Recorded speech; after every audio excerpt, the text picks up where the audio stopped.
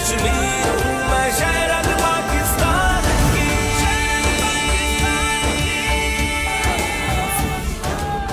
बिस्मिल्लाहिर्रहमानिर्रहीम। नाज़रीन अस्सलाम वालेकुम। प्रोग्राम है कश्मीर मैगज़ीन, मैं हूँ यासिर रहमान। आज के पहले मौजू में हम बात करेंगे उन मैसेकर्स के हवाले से जो जनवरी में वक़ूअ पज़ीर हुए और इंडियन फोर्सेस ने किए, 1990s के अंदर ये किए गए, और इसमें जो शहादतें हुई आज तक कश्मीरी वो लहू तलाश कर रहे हैं, वो हाथ तलाश कर रहे हैं जिनके हाथों पर वो लहू लगा हुआ है। और आज तक कश्मीरी उनके जुडिशल सिस्टम से, इंडियन जुडिशल सिस्टम से इंसाफ की तवक्को रखे हुए हैं कि काश कोई ऐसा मुनसिफ आ जाए जो उन्हें इतने पुराने केसेस के हवाले से इंसाफ फराहम करे। मैं बात कर रहा हूँ 25 जनवरी 1990 को हुए एक मैसेकर के हवाले से, जिसे कहा जाता है उर्फ़ आम में हिंदवाड़ा मैसेकर, और इसमें 17 लोगों की जानें गई। इसी तरीके से इससे कुछ पहले 21 जनवरी 1990 को एक मैसेकर हुआ जिसे गावकदल मैसेकर कहा जाता है, जिसमें 50 लोग शहीद हुए। और ये मैं बात कर रहा हूँ कुछ ही दिनों के वक्फे से ये 2 मैसेकर्स हुए। और उसके बाद फिर 4 साल के बाद 27 जनवरी 1994 को कुपवाड़ा का मैसेकर हुआ जिसमें 27 लोग शहीद हुए। ये वो मैसेकर्स हैं जो अनआर्म्ड लोग थे, किसी के हाथ में कोई हथियार नहीं था। वो क्या मांग रहे थे?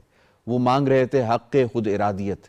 वो मांग रहे थे जिसे खुद इंडियन पीएम जवाहरलाल नेहरू इस इशू को जो यूनाइटेड नेशंस में लेकर गया, तो उसने वहाँ पे ये बात मानी कि हम कराएंगे प्लेबिसाइड और हम इस्तिस्वाब राय जो है कश्मीरियों को कराएंगे। इन तीनों वाक़यात के अंदर कश्मीरियों ने इसके अलावा कुछ नहीं मांगा कि हमें हमारा हक दो, वो हक जो दुनिया के 7-8 अरब लोगों को मैसर है लेकिन कश्मीरियों को मैसर नहीं है। इस पर बात करेंगे कि इंटरनेशनल जो कम्युनिटी है उसकी खामोशी, जुडिशरी, इंडियन सिस्टम क्यों आज तक इन 34-35 बरसों के अंदर क्यों आज तक जो है वो इंसाफ फराहम ना कर सका कश्मीरियों को। तारुफ करवा देते हैं जी। आज हमें ज्वाइन किया है इस्लामाबाद स्टूडियोज में अल्ताफ़ हुसैन वानी साहब ने, किसी तारुफ के मोहताज नहीं, नामवर तज्जियाकार भी हैं, सीनियर हुर्रियत रहनुमा भी हैं और अपना एक थिंक टैंक भी रन करते हैं। हमें स्काइप के ज़रिए ज्वाइन कर रहे हैं अली रज़ा सैयद साहब, नामवर तज्जियाकार हैं, कश्मीर के हवाले से सेल्फलेस एफर्ट करते हैं, चेयरमैन हैं कश्मीर काउंसिल EU के।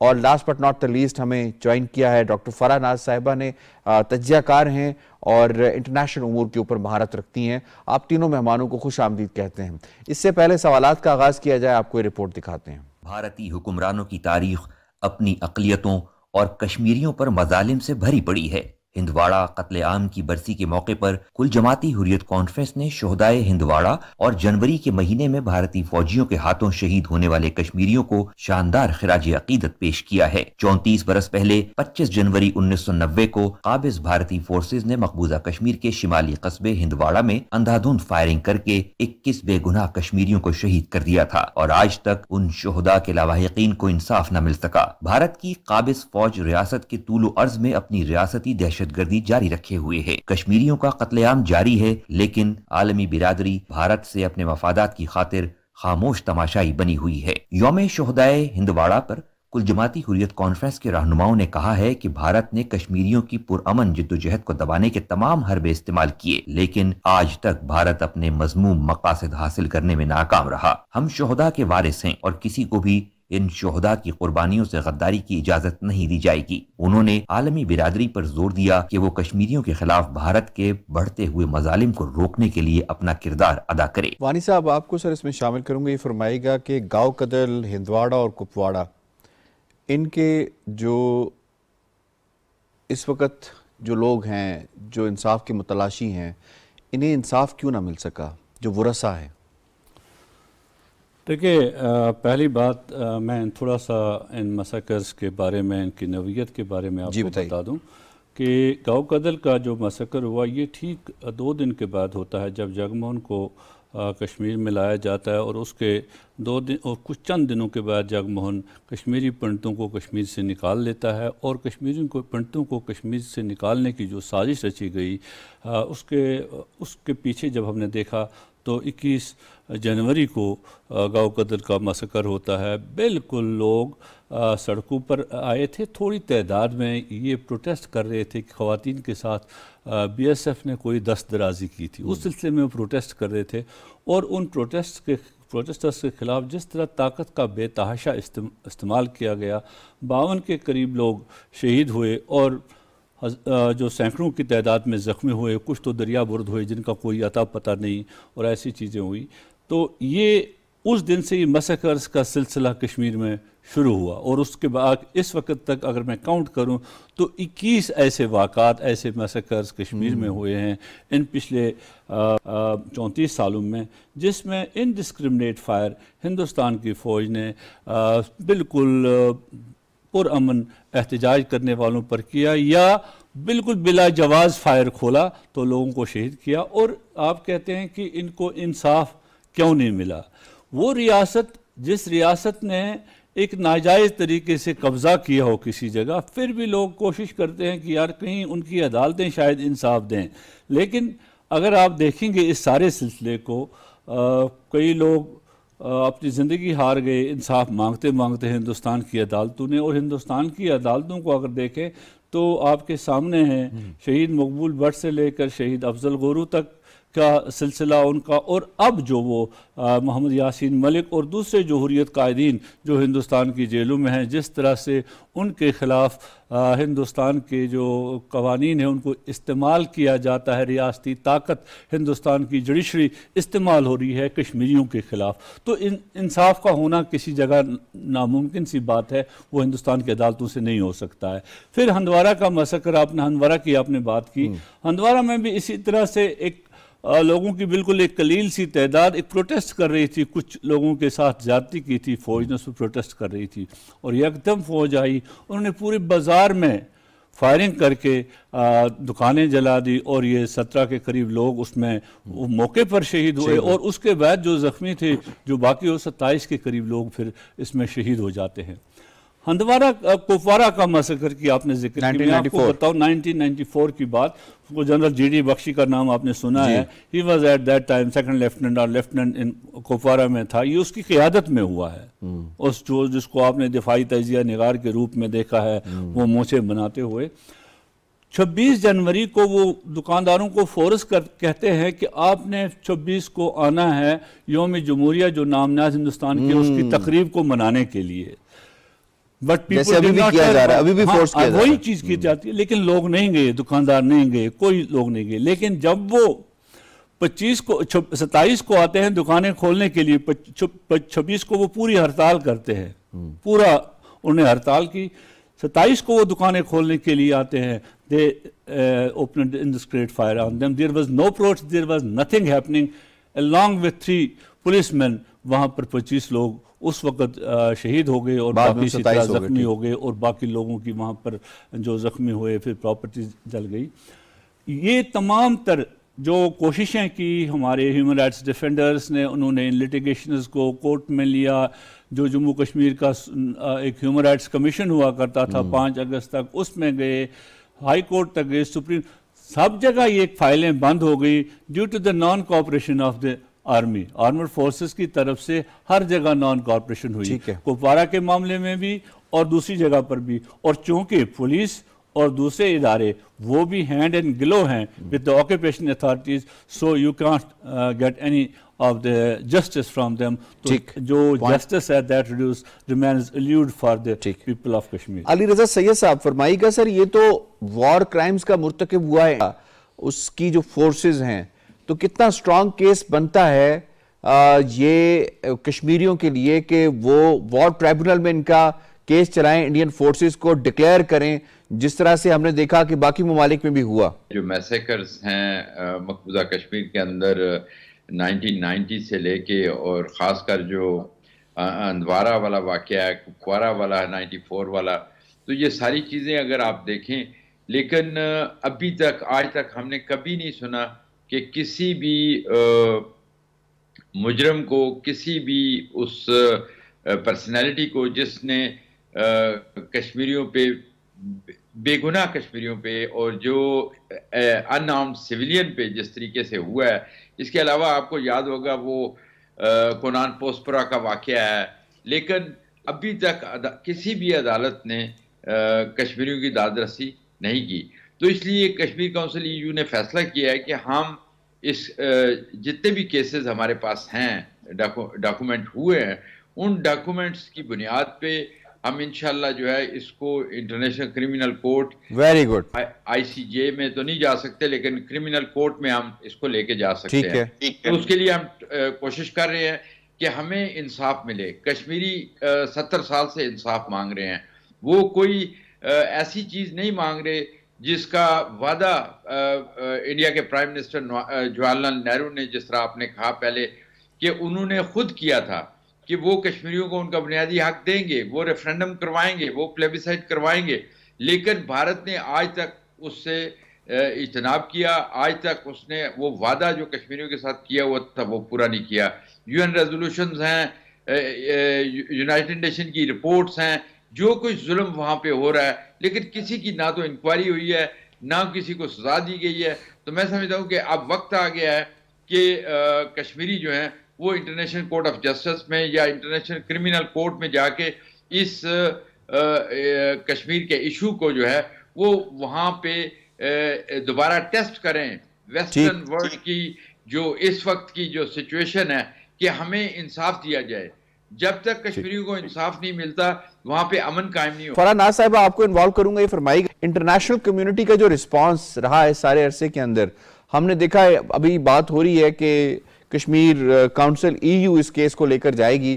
وائی ناٹ کہ یورپی یونین لے کر جاتی، وائی ناٹ کہ اسے سیکیورٹی کاؤنسل میں ڈسکس کیا جاتا کہ کشمیریوں کا جینوسائیڈ ہو رہا ہے اور ایک بڑا پلانڈ وے میں جینوسائیڈ ہو رہا ہے جو آج تک 2024 تک جاری و ساری ہے. جو منظر آپ پیش کر رہے ہیں مجھے نہیں لگتا کہ یہ آپ 90s کی بات کر رہے ہیں، مجھے لگ رہا ہے کہ آپ آج ہی کی بات کر رہے ہیں. کیونکہ جب سے یہ مسئلہ کھڑا ہوا ہے کشمیر کا، اس وقت سے لے کر اب تک فرام 47 ٹل ڈیٹ، کشمیریوں کو نہ ان کا جائز حق مل رہا ہے، نہ ان کی بات کو سنا جا رہا ہے، نہ ان کے ساتھ جو ایٹراسٹیز ہو رہی ہے اس کو کوئی دیکھ پا رہا ہے.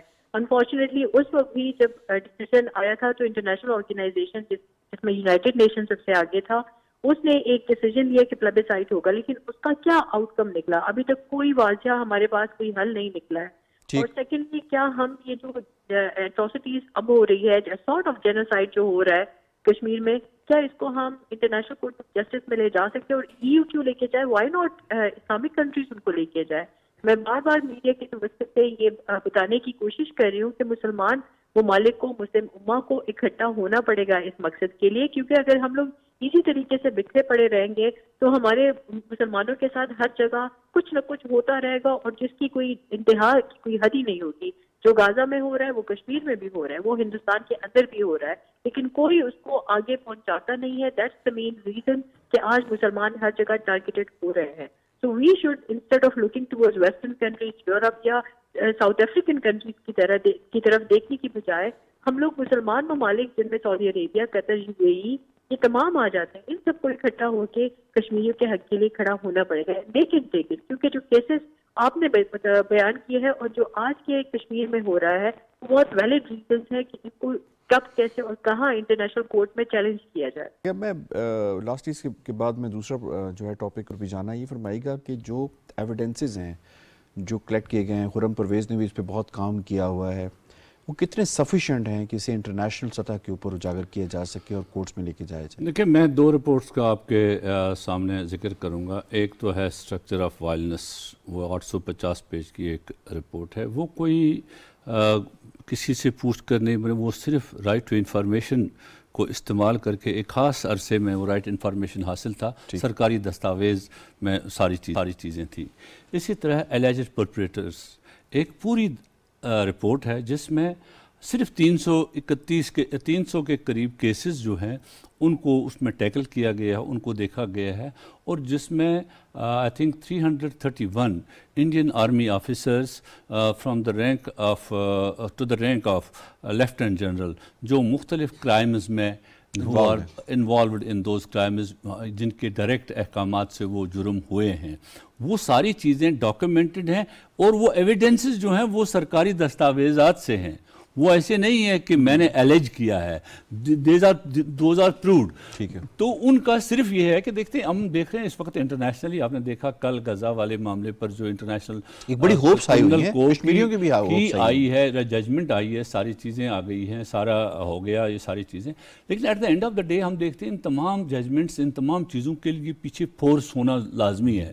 اس وقت ہم دیکھتے ہیں پوری انٹرنیشنل جو public opinion ہے, they are with the people of Palestine, but unfortunately the western governments, American government, وہ are with there, the power lies there, that's why the genocide continues. تو آپ کہہ رہے ہیں کہ اس طرح کا ایک ساؤتھ افریقہ کی طرح کا ایک ملک اٹھے گا اور یہ علم بلند کرتے ہوئے کشمیریوں کی جتنے کیسز ہیں جو میسیکرز ہوئے ہیں ان کی آواز بنے گا, اور یقیناً کشمیریوں کی جو ہوپس ہیں اس حوالے سے کافی ہائی ہوئی ہیں. مجھے پروگرام کے دوسرے موضوع کی جانب بڑھنا ہے. دوسرے موضوع میں ہم کریں گے انڈیا کے ان دعووں کے حوالے سے جو وہ کرتا آیا ہے کہ ہم دوسرے ممالک کے اندر گھس کر مارتے ہیں, دوسرے ممالک میں ہم جو چاہیں کر سکتے ہیں, اور ہمیں اس کے لیے صرف ایشیا تک محدود نہیں ہونا پڑا بلکہ ہم یورپ کے اندر بھی کر سکتے ہیں, یو کے اندر بھی کر سکتے ہیں, ہم نارتھ امریکہ کے اندر بھی یہ کام کر سکتے ہیں. اور ہم نے دیکھا ریسنٹ پاسٹ کے اندر انہوں نے یہ تمام کاروائیاں کی اور اس کے بعد انٹرنیشنل کمیونٹی کا ایک پریشر بھی بلٹ ہوا. لیکن اس کے ساتھ یہ نہیں کہ وہ انڈیا خاموش ہو گیا یا اس نے بیک سٹیپ لے لیا, بلکہ اب یہ معاملات ہو گئے ہیں کہ جو کینیڈا کے انتخابات ہوئے ہیں اس پہ جو یہ بوسٹ کر رہے ہیں اور یہ دعوے کر رہے ہیں کہ جو انتخابات ہوئے 2019 میں کینیڈا میں اور 2021 میں, اس کے اندر بھارت انوالو تھا, اس کے اندر بھارت نے میڈلنگ کی, انتخابات پر اثر انداز ہونے کی کوشش کی, بالکل ایسے ہی جیسے کہ رشیا کے اوپر الزام ہوتا ہے کہ اس نے امریکہ کے اندر 2016 میں جو انتخابات ہوئے اس میں اثر انداز ہونے کی اس نے کوشش کی. تو اس دعوے میں کس حد تک حقیقت ہے؟ اب اس کے اوپر انکوائری کمیشن بھی بیٹھ گیا ہے اور جو فیڈرل گورنمنٹ ہے اس نے کہا ہے کہ جی ہم اس کو انکوائری جو ہے وہ کریں گے اور مئی تک اس کا جو انٹرم رپورٹ ہے وہ سامنے آئے گی. اس پر ذرا بات کریں گے. یہ جو بپھرا ہوا ایک آپ سمجھ لیں کہ ایک بیل بن چکا ہے بھارت, اسے کیسے روکا جائے, انٹرنیشنل کمیونٹی اس پہ کیا کردار ادا کر. ڈاکٹر فرح ناز صاحبہ, ابھی جو ریولیوشن سامنے آ رہی ہے کینیڈا کے الیکشنز کے حوالے سے 2019-2021 میں کہ انڈین انوالومنٹ اس کے اندر ہے, باقی دیگر ممالک کا ذکر ہے, لیکن ہم جو فوکس رکھیں گے وہ انڈیا کے ریسنٹ جو اقدامات ہوئے ہیں جن میں سکھ رہنماؤں کا قتل ہے اور اس کے بعد یہ انتخابات میں مداخلت یا اس کے اوپر اثر انداز ہونے کی کوشش ہے. کس حد تک آپ سمجھتی ہیں کہ پورا دنیا کا جو ایک فیبرک ہے جس کے اندر ایک نارمز تھی وہ انڈیا چینج کرنے جا رہا ہے اور اس کے میں بگاڑ پیدا آ رہا ہے؟ انڈیا کا رول ان تمام امپورٹنٹ کنٹریز میں کس حد تک ہے؟ تو ہمیں یہاں پہ دیکھنا ہوگا کہ کس طریقے سے انڈیا RSS ایجنڈے کے تحت اپنے ڈائسپورا کو انگیج کر رہا ہے ان تمام ویسٹرن کنٹریز میں, جس میں امریکہ, کینیڈا, UK اور باقی یورپین کنٹریز کے ممالک بھی آ جاتے ہیں.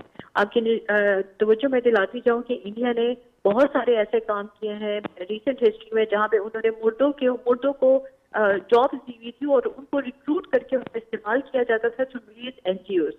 تو انڈیا کی انوالومنٹ تو کافی وہ جو کہتے ہیں نا ڈیٹیلڈ ہے, and probably that's the reason جو ریسنٹلی سکھ کمیونٹی کے ساتھ ہوا ہے, جس طریقے سے امریکہ میں کلنگ کی پلاٹنگ ہوئی ہے, اس کے تحت کینیڈا نے بھی اور 5 آئیز کو جنرلی اگر ہم دیکھیں تو 5 آئی انٹیلیجنس ایجنسیز نے انڈیا کو اکاؤنٹیبل قرار دیا ہے کہ انڈیا اس طریقے کی حرکتوں میں ملوث ہے.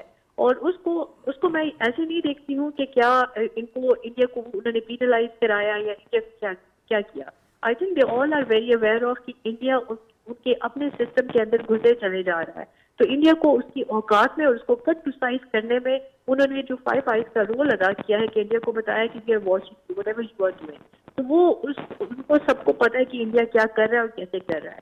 لیکن انفارچونیٹلی ان تمام مضبوط ممالک کو انڈیا کو ایک چودھری کے طور پہ اس ریجن میں یوٹیلائز کرنے کے لیے ان کو اس کی ضرورت ہے. تو اس ضرورت کو مد نظر رکھتے ہوئے وہ انڈیا کی ان تمام حرکتوں کو کور کرتے جا رہے ہیں جو شاید ان کو نہیں کرنا چاہیے. اب ہمارے سامنے کینیڈا کی ایگزامپلز آ رہی ہے, کل کو ایک اور کسی اور ملک کی ایگزامپلز آتی ہوتی, جیسے کہا جاتا ہے کہ امریکہ کی سیاست میں اسرائیل کا بہت اسٹرانگر رول ہے, اس کی لابینگ ہوتی ہے. تو کیا آئندہ کی فیوچر میں ہم دیکھیں گے کہ ان ممالک میں انڈیا کی بھی لابینگ ہوگی؟ کیونکہ ہم دیکھتے ہیں کہ ان سب کو انڈیا کی ضرورت ہے ون وے اور دی ادر. اب اس ضرورت کو وہ کس حد تک کنٹرول کر پائیں گے تاکہ انڈیا کو اس کی لمیٹیشن میں رکھا جائے, ٹائم ول ٹیل. ٹھیک ہے علی رضا سید صاحب، یورپ کے اندر کتنی ریئلائزیشن پائی جاتی ہے؟ ڈس انفو لیب جو انڈیا نے کارنامہ کیا وہ سامنے آ گیا، اس کے بعد جو اس طرح کی اسیسینیشنز کی کاروائیاں ہوئیں، وہ نجر کا کیس ہو یا پھر وہ گرو پتونت سنگھ پنو کے اوپر حملہ کرنے کا کیس ہو، اس کی جو کال ریکارڈ کی گئی، پکڑی گئی، اور اس کے بعد یا پھر یو کے اندر سکھ رہنما کا قتل ہو، یورپ کتنا اب سینسیٹیو ہو چکا ہے انڈیا کی ان انوالومنٹس کی وجہ سے؟ دیکھیں جس طرح ڈاکٹر صاحب نے ابھی بات کی ہے، ان کو سب کچھ پتہ ہے. میں سمجھتا ہوں کہ ان کے نالج میں ہے. ڈس انفو لیب نے جب اس چیز کا انکشاف کیا تھا کہ بھارت کی جو نیوز ایجنسی ہے اس نے کس طریقے سے پاکستان کو دہشت گرد قرار دینے میں اور کشمیری تحریک کو خاص کر جو ہے نا دہشت گرد تحریک کے طور پہ پیش کیا، اور اس کو انہوں نے کس طریقے سے مینوپولیٹ کیا یہاں کے میڈیا کو، یہاں کے جو ڈیسیژن میکرز ہیں یا عوام تک، لیکن وہ بے نقاب ہوا. اب بات وہی ہے کہ ان کو اس خطے میں چائنا کے سامنے کوئی ایک طاقت چاہیے، جو چائنا کی بڑھتی ہوئی جو طاقت ہے، جو عروج ہے اس کو روکنے کے لیے. تو اس لیے بہت ساری چیزوں پہ یہ آنکھیں بند کر لیتے ہیں. لیکن don't you think Ali Raza سید صاحب اس وقت اگر یہ آنکھیں بند کرتے ہیں تو گھر تو آگ تو ان کے اپنے گھروں تک پہنچ چکی ہوئی ہے؟ یعنی وہ جو خالصتان کے رہنما ہیں وہ کینیڈین بھی تھے، وہ اس ملک کے شہری بھی تھے جنہیں قتل کیا گیا. لیکن یہاں پہ بھی میرے خیال میں جو پبلک اویئرنیس ہے وہ بہت زیادہ ہو گئی ہے کہ بھارت کس طریقے سے یہاں کے معاملات میں میڈلنگ کرتا ہے، یہاں کی جو انسٹیٹیوشنز ہیں ان میں، اور جس طریقے سے وہ اپنے ڈائسپورا کو استعمال کرتے ہیں. اور وہ انہوں نے اس وقت یورپ میں بھی ان کا انفلوئنس جو ہے وہ بہت بڑھ گیا ہے. لیکن یہ جو پبلک ہے یورپ کی وہ سمجھتی ہے کہ اس انفلوئنس کو کم ہونا چاہیے، اس انفلوئنس کو ختم ہونا چاہیے. آپ کے جو اندرونی معاملات ہیں اس میں ایک بیرونی طاقت جو ہے وہ اس طریقے سے جس طریقے سے بھارت کر رہا ہے، جیسے انہوں نے کینیڈا میں کیا یا یو ایس میں کیا، وہی چیز یہاں نہ ہو. تو اس لحاظ سے میں سمجھتا ہوں کہ جو یورپین ذمہ داران ہیں ان کو احساس ہے اور وہ پرائیویٹلی بات کرتے ہیں، لیکن اس طریقے سے پریشر نہیں ڈالتے، اس طریقے سے بات نہیں کرتے اوپنلی جس طریقے سے کرنی چاہیے. لیکن ایک دن ان کو کرنا پڑے گا، کیونکہ اس طریقے سے اگر یہ حالات اسی طرح رہے اور بھارت کو اسی طرح انہوں نے کنٹرول نہ کیا تو یہاں کے حالات بھی خراب ہو سکتے ہیں. آپ کو یاد ہوگا کہ بی جے پی کی ایک خاتون تھی یہاں پہ، وہ یہاں سے right wing, extreme right wing جو کینڈیڈیٹ تھے یا جو ممبر تھے ان کو لے کے گئی تھی. تو وہ ایک الائنسز بنا رہے ہیں، اور ایسی این جی او جو ایگزسٹ نہیں کرتی تھی. بہت خطرناک ہے یورپ کے لیے بھی اور باقی لوگوں کے لیے. ٹھیک ہے، پوائنٹ آ گیا. میں لاسٹی آپ کی طرف آتا ہوں. وانی صاحب یہ فرمائے گا، یہ اکثر بات ہوتی ہے کہ جی دنیا اس لیے خاموش ہے کیونکہ اکانومی انڈیا کی بڑی ہے اور اکنامک کنسیڈریشن ہے. اکنامک کنسیڈریشن کی اتنی بڑی کاسٹ دنیا تیار ہے اس کے لیے؟ دیکھیں ابھی شاید دنیا کو اس چیز کو ریئلائز کرنے میں وقت لگ جائے گا کہ کس طرح سے ہندوستان کی جو بڑھتی ہوئی مداخلت مغربی معاشرے میں اور ایون فار ایسٹ کے معاشرے میں، دوسری معاشروں میں ہو رہی ہے، اور جس طرح سے ہندوستان کے ریڈیکلائزیشن جو انڈیا میں ہو رہی ہے، سافران ٹیرر ہم کہیں یا جو بھی کہیں، یہ سوچ کہیں، یہ ساری جو ایکسپورٹ ہو رہی ہے پوری دنیا میں، تو یہ ڈیفینیٹلی ان کی جو سوشل فیبرک ہے وہاں پر رائٹ ونگ سوچ کے جو لوگ ہیں ان کو پروان چڑھاتی ہے، جو یورپ کے لیے خود ایک خطرہ ہوگا، جو امریکہ کے لیے خود ایک خطرہ ہوگا، اور یہ خطرات بڑھتے جا رہے ہیں. اور ہم نے ان کی چھوٹی موٹی مثالیں تو ہم نے دیکھ لی، لیسٹر میں جو ہوا وہ آپ نے دیکھا، اس طرح امریکہ میں جو چیزیں ہو رہی ہیں وہ ابھی سامنے آ رہی ہیں.